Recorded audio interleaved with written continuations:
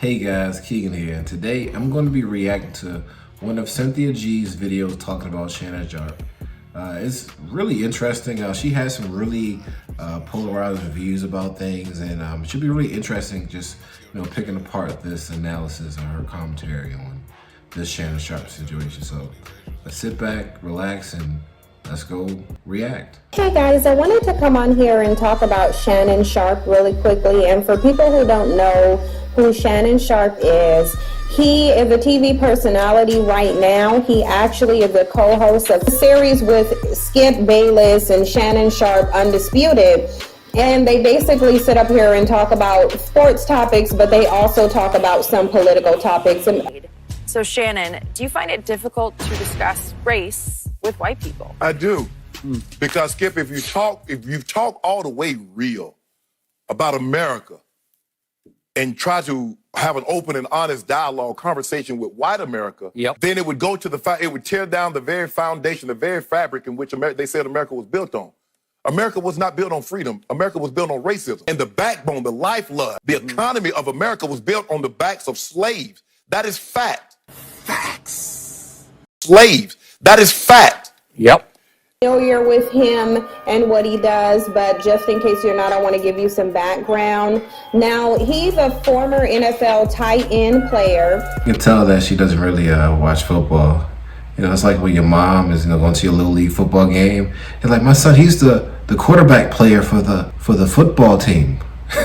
With the Denver Broncos, and then he moved over to the Baltimore Ravens. He literally racked up a reputation based on the 62 touchdowns that he did during his career. And so now he's basically eligible for the Football Hall of Fame. He's in the Hall of Fame. I'm sure he's in the Hall of Fame.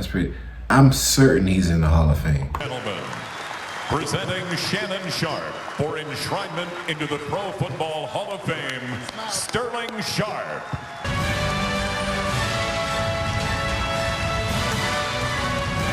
Three-time Super Bowl champion. So the thing is, he has quite the sports resume. He's very well decorated. A lot of black men praise him. He has a high net worth based on his career, and he is 52 years old and unmarried and unable to keep even Becky happy. So if you guys don't know, Shannon Sharpe was actually in a 10-year relationship with a woman of no color named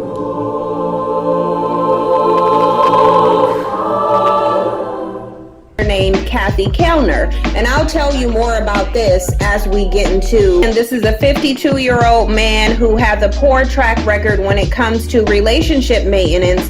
Don't tell me she doesn't sound like a relationship loan officer or something. Like, you go to apply to get into a relationship and she be like, it looks like your relationship's credit score is going to be a little low. You missed out on that relationship maintenance fees. Yeah, so it's going to kind of bump you down, so we can't really fill your loan obligations or something. She really sounds like one of the people, like, seriously, that's a whole nother level, man. Based off of what, though? Like, I'm curious, how would you get that score? Black men would call him a high-value man just based on the amount of money that he makes, which tells you how poor black men even review each other if they would relegate a man's high value to his money and not his character, almost as if to say that we have to base black men's desirability on his money or his physical. Okay, now, see, this is the thing, right? This is why I know she doesn't watch football or nothing like that. Black men value Shannon Sharpe not because he has a lot of money. Like, to be honest, I really do not know how much money Shannon Sharpe makes, but it's just his story with what he went through and stuff in life. It's inspirational. Like, man was living in a shack in Georgia, working as a kid, working a damn full-time job, those type of things. Like, it was crazy, man. I'm like, that's inspirational that you came from nothing and achieved the impossible. Like, dead ass. Like, it's crazy. Like, that's inspirational. I mean, but again, if you don't watch football, you don't know this. So I'm assuming that she probably didn't do her research on Shannon Sharpe at all. So that might be it. I'm talking about Shannon Sharpe because one of my subscribers sent me a link to a discussion involving Shannon Sharpe, Terrell Owens, and we know Terrell Owens and his track record for playing in the caves. Cave exploring, also called spelunking or potholing, is a pastime made for risk-seeking adventurers who aren't afraid to trek through some of the darkest, most unmanageable places on Earth. And a man named Hatch, and they were talking about dating women in LA and what they look for in a partner in a relationship. And Shannon Sharpe decided to talk about what he wants in a girlfriend or wife. Keep in mind, this is a man who is 52 years old and has a track record of not being able to please women in relationships. And it's kind of funny how she glossed over that he's a 3-time Super Bowl champion. 3-time Super Bowl champion, very well decorated, a lot of black men. Hall of Fame. Well, she didn't know he was in the Hall of Fame, but Hall of Fame tight end. This seems kind of convenient, but anyway. I told you guys that this is something that's really prevalent in the black community based on the way black men are socialized. And just because he's a high earning man, or he has fame, or he has access to other groups of women, that doesn't mean he's going to be able to maintain relationships and make women happy and satisfied. He is still a black man. He still has the socialization that we have, which is not really to accommodate women. It is to exploit women, use them as trophies, or engage in relationships that suits their egos rather than being in a partnership. So I want you guys said, like, I'm not gonna say that's not partially true, because there's men that are like that, but it's a type of man, not a race. You know what I'm saying? It's not black men, it's a type of man, because you can find these type of men in any type of race. You can find this type of person in any kind of gender, sex, any type of thing. These type of people you need to avoid. But when you make it a racial thing, that's when, you know, that logic doesn't always go through, and then you generalizing and, you know, believing that that's true when it's not for the majority of black people. But, and I'm sure she knows that because she's probably around these black people who aren't like that. But anyway, I don't want to be too presumptuous, but anyway, let's continue watching. I think it's quite interesting how the one group of men who have nothing to provide anyone, regardless to race as a woman, are the main ones sitting up there talking about what they want. This is interesting to me as well. But take a look at this video, then I'll come back for further comments. Okay. For me, is that I'm a movie guy, I work out, I stay to myself. I'm single. For me, is what I tell females now. I'm looking for someone to partner with, not someone to sponsor. Right. I need you to bring something more to the picnic than your appetite. Absolutely. Bring utensils, bring napkins. Even if you're bringing tater salad that Becky cooking, it's not even good. Right. It got grapes in it. Just bring something. Right. And so for me, and it's tough. Yeah. It's tough because you're like, hey, do you like me for me, or you like me for the TV, the opportunity? Right. Yeah. So it's tough. Yeah. It's tough. And so my eye on someone right now. There you go. Okay. But we gonna see where it goes. Go work it out. We're gonna see where it goes. But does that person know that you have your eyes on them? I don't know. Oh, you don't know? Okay, cool. Okay. No. But the thing, the number one thing is that she has her own. Yo, yes. Bring it something to the table. Yes. Yeah. I don't care. Look, if we try to get 30 cents and I got to have a quarter and you only got a nickel, we good. We good. Yeah. But don't let me have to go the whole 30 cents on my own and then somebody we good. No, we not good. Right. We not good. What? You ain't lying. So it's hard to be in this situation because I'm almost 52 and to start all over again, it's tough because I was in a relationship for a decade. Wow. And, moved out here, and shortly after I moved out here, it ended. And so, I took a year and a half, almost 2 years off. I didn't go anywhere. I didn't date anything because it was tough. See, that seems reasonable. And I think, it's not even just like a gender-based thing. I think someone wants someone to bring something to the table in their relationship. I mean, come on now. I mean, you don't want someone that you're with to be a complete burden. I think that's just common nature. I don't think that's like a gender specific thing. I think we end up putting it so much on finances and, just societally speaking, men make more money and, that kind of a thing that people have used as a control or used as a thing as power. But at the same time, it's 2021. We at the point where, you need to have something to bring to the table. I mean, just imagine you lost your job in COVID and your partner's not doing anything. I mean, shoot, you're going to actually need help. It's just somehow, some way, somebody's going to have to pull something together, make your family grow, And that's the thing that's kind of concerning because I'm like, people who want something, and that's the, foundation of independable, You will want that at some point, whether it's money, whether it's, you know, just someone to talk to, someone to be a counselor to, or someone to listen to. Something to the table. You don't want to have just someone on there. I mean, that makes perfect sense. Yeah, you don't want, you know, it makes sense. You want to have a partner, not a sponsor. That makes perfect sense. Like, that's for anybody, whether man or woman, for real, for real. Now, you guys heard that video we see in these social media realms publicly is black men who will sit up and have these discussions talking about how women need to bring something to the table. And you only got a nickel, we good. We good. Yeah. But this is really interesting in the wake of this Kitten Hill Samuel situation, where he kept telling that six-figure black woman that high-earning men don't really care about your money, they care about your looks. Again, and you only got a nickel, we good. She was referring to like this is like I think he's like dating guru or something, Kevin Samuel.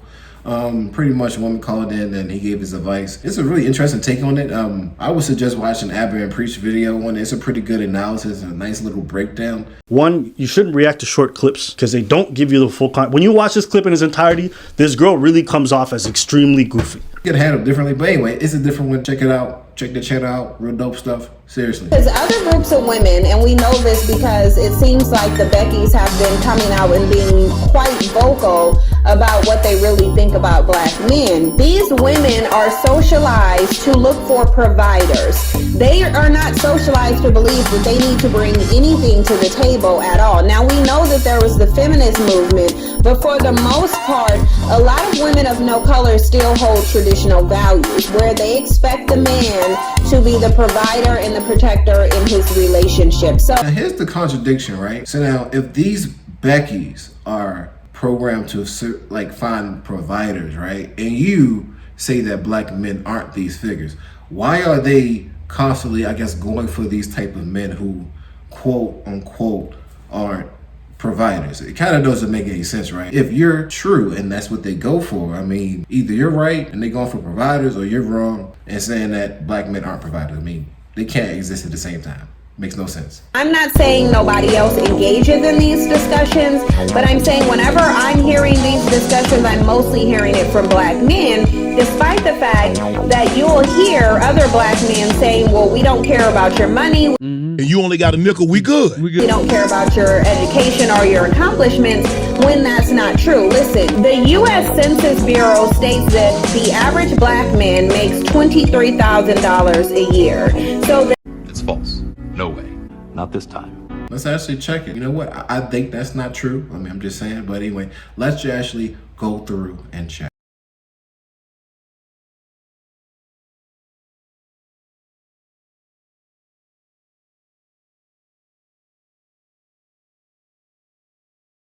Not this time. the reason they talk like this is because they're socialized very differently than other groups of men are. Black men are not socialized with the expectation that they need to be a provider and a protector of a family. I don't get it, right? Is she saying this about black men? I mean, I'm assuming she's saying this about black men vis-a-vis Shannon Sharpe. Like, it's a weird thing to say. Like, you're using a Hall of Fame football player to show that a black man is not a provider or doesn't know like how to work or doesn't know about. Not to say that you can't be a football player and not be a provider, but like Shannon Sharpe is a horrible example. Like, this dude was working when he was like a kid. This man was like, he's a horrible example to use. I always tell my brother and I that all the hard labor and things that we had to do, it takes all that to make a man. Working the land was a requirement, not an option for both Shannon and Sterling. Now, this entire field Used to be tobacco. was tobacco. Small as I was 6 or 7 years old, and I would carry what we call a roll of tobacco. I was responsible for this roll. Crop tobacco, we take this roll all the way down. You work cropping tobacco 7 to 5, 6 in the afternoon, and then we would go catch chickens at night. So you caught 1,000 chickens, you got $1. So we making maybe $12 cropping tobacco from 7 to 6, and then you made $16 for catching chickens 4 nights a week. Then we come home, get 4 or 5 hours of sleep, and we go right back to the fields the next morning.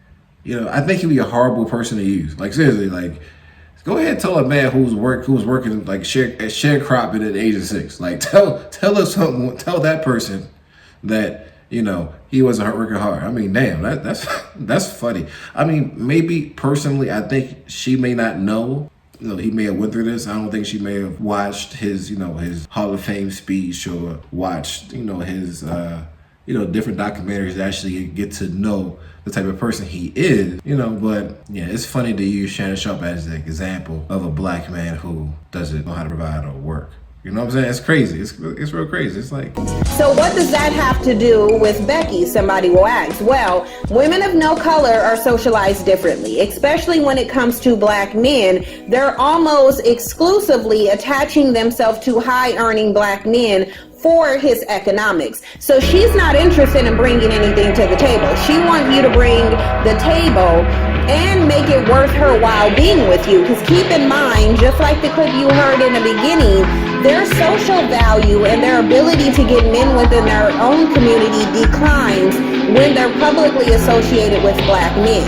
So you see this one. I'm not even gonna say that that's not true. I've heard that that stigma to be a true thing in white culture, like, you know. But the thing about it is so weird to me is that, you know, she went from a NFL Hall of Famer to an MLB player. I mean, that's not necessarily a down. I mean, I guess technically a downgrade. I don't know, really. I don't know the value, really. I don't know. But, you know, she went from a professional athlete to another professional athlete. I mean, you know, I guess if you were just look at the finances, I mean, she kind of still got the bag. It's just so funny to me. I'm like, okay, I guess that's true, but I mean, she seemed to be fine with it. No color that Shannon Sharpe was dating, not only is she not really attractive, she would be attractive to black men, but she's not really a hot commodity to men within her own community.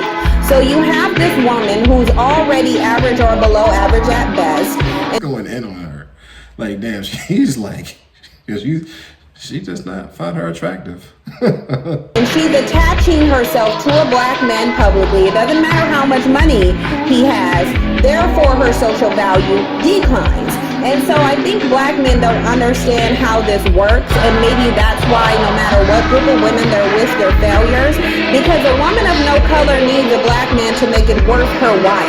And I'm talking about these are women of no color who have access to high-earning black men. The data says the same.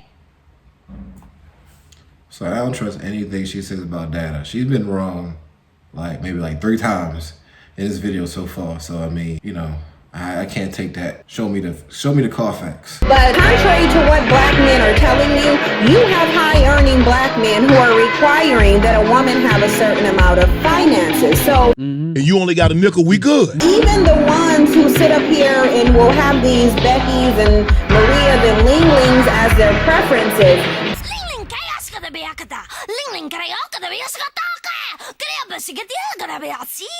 they want to bring their same dusty non-man logic over to other groups of women who have men in their communities who are providers, builders, and protectors, and then they think that this woman is somehow going to take a social decline in her value to her own group of men to be with a black man only to come. Now, is she saying this about white women equaling Becky, or is she saying Becky as a type of woman who's going to take, as a white woman who's going to come in and take your money? Like, when she's saying as white women, I mean, like, shoot, that's like everybody that's going to do that, like of every race, of person. Like, it could be what men do the same thing. You know, look at Kevin Federline. That's a character trait, not necessarily plays to a gender. But let's keep on here. And be in a 50-50 relationship, it's not going to happen.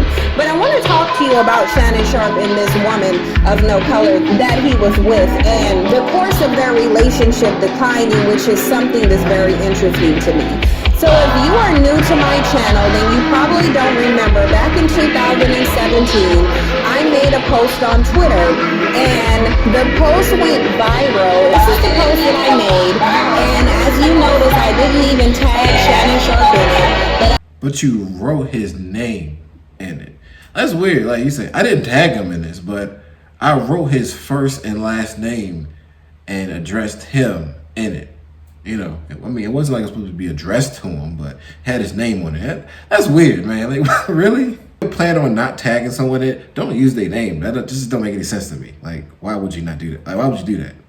I said black men except LeVar Ball and Shannon Sharpe, who never dated black women, having white spouses and consider them pro-black because they spend part of their time talking about racism and part-time sleeping with women of no color, but Halle Berry and Serena Williams are sellouts and bed wenches. Now, Shannon Sharpe, I'm quite sure he has 3 black children. 3 kids, Kayla, Kiara, and Kaylee. Thanks for understanding when I promised to take you to the movies or the amusement park or to the mall. But because I'd run myself into the ground or lifted myself into oblivion earlier that day, I didn't do what I'd promised to do the night before. I mean, he dated at least 3 black women. So, I mean, again, I'm seeing a trend here. I don't think she's really actually going through and fact-checking some of the things she's saying. Maybe she's just saying it and freestyling it. Even still, like, if they didn't date a black person, that necessarily doesn't make what they're saying not true. I mean, shoot. That's weird, you know what I'm saying? Like, just because you have sex with somebody of a certain race should not make what you say more truer. It don't make any sense. If you are going to be a black person and be biased because someone's dating preferences are a problem, then yeah, you echo the same kind of like hypocrisy. But you know, it's missed because it's like, I mean, I guess when you add the whole thing like you're pro-black and you I guess you aren't helpful to the black community, or you can't be a help to the black community, you know. But either way, it's like who you date, you know, shouldn't necessarily change your political views or change what you do as a black person. I mean, you still be pro-black and still have a, you know, person that's interracial. You know, you can be non-pro-black and date a black person. You know what I'm saying? It's just that logic divides us. I get her point of what she was saying, but you know, when you say things that aren't fully true, like never have dated a black woman, it makes it charged. The reason I pointed this out is because we all know that there's a double standard and a hypocrisy among black men who have internalized inferiority complexes, who don't like seeing black women with men of no color, but will congratulate and accept and high-five black men who are in relationships with women of no color. I will give her that. The thing that's so crazy to me is that I feel as though that we are just perpetuating the same kind of like same hate. They're like maybe the same, it's like the inverse. You can flip it the other way and like it will literally be the same type of people. It's really weird. It's like, you know, it's those group of people who are that way. And real talk, you know, either side, if you're thinking that way, is it, you know, and not really looking at someone's character, I mean, real talk, I mean, that's the problem. You know, if you're thinking that way and, you know, you can't see someone's character past that, then you might be following some bad people if that's, you know, the bigger thing that's most important. And largely, these men are Shannon Sharpe and LeVar Ball, who get praised by black men all day, every day, despite the fact that LeVar Ball is literally with a man, and Shannon Sharpe was with a woman of no color, who shortly after this pose ended up leaving him because she was pregnant by another athlete. Now, I'll get to that in just a minute here. I didn't tag Shannon Sharpe in this post at all.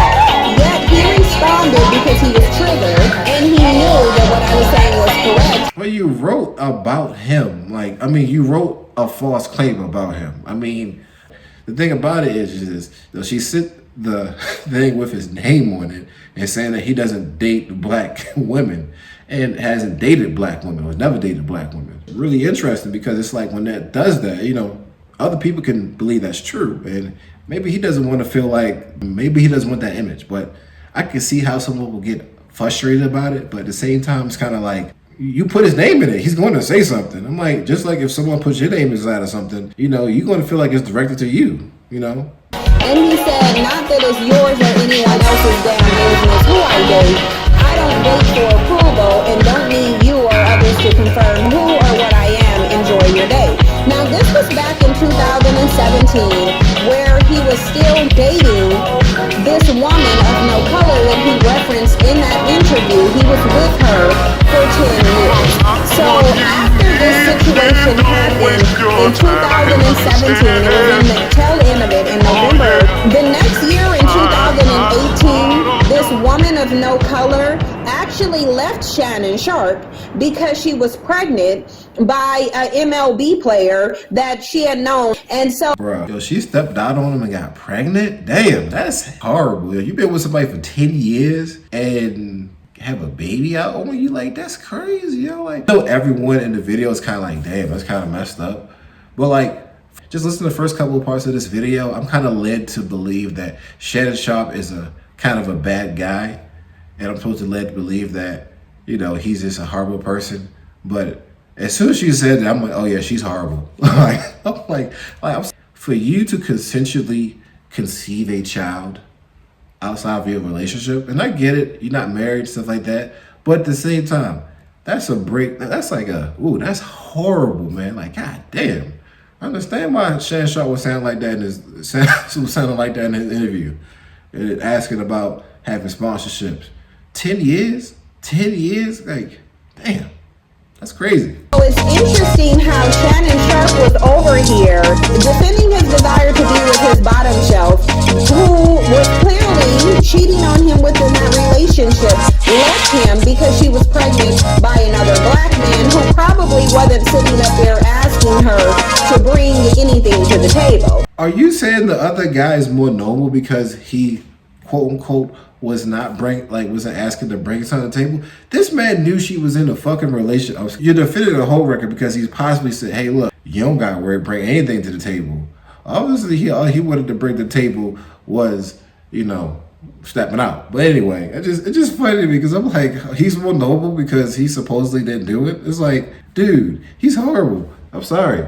I'm like, dude, if you know a woman is messing with another dude for 10 years, let alone Shannon Sharpe, I'm just saying, it's like, damn, it's kind of messed up. And even for the woman, because the responsibility is fully on her, but for the woman, it's like, the thing is, like, if you watch the little Shannon Sharpe documentary thing, you'd be like, damn, you cheated on this dude? This man done fought through so much stuff in his life. I'm like, damn, you gonna cheat on dude? I mean, not to say like I guess you shouldn't do it either way, but I'm just saying it's funny. It's like, damn, that's just crazy to me.